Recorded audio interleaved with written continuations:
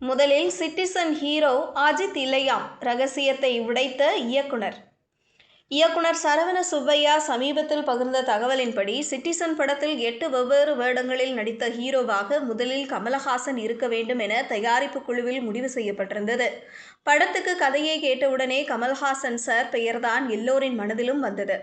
அவரின் வேடமற்ற திறமை கதையின் வலிமைக்கு சரியாக பொருந்தும் என நினைத்தோம் என இயக்குனர் கூறியுள்ளார்.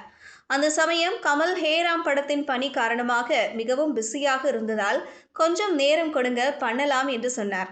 ஆனால் திட்டத்தின் நேரம் நீளாமல் இருக்க அஜித்குமாருக்கு படம் சென்றது. கமலஹாசன் தசாவதாரம் படத்தில் கலக்கி இருப்பார்.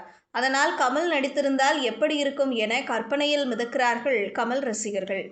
சிட்டிசன் படம் அஜித்தின் கேரியரில் ஒரு வித்தியாசமான மைல்கல்லானது. அதிரடி காட்சிகள், சஸ்பென்ஸ், கதை மாந்தர்கள் அனைத்தும் ரசிகர்களை கவர்ந்தன.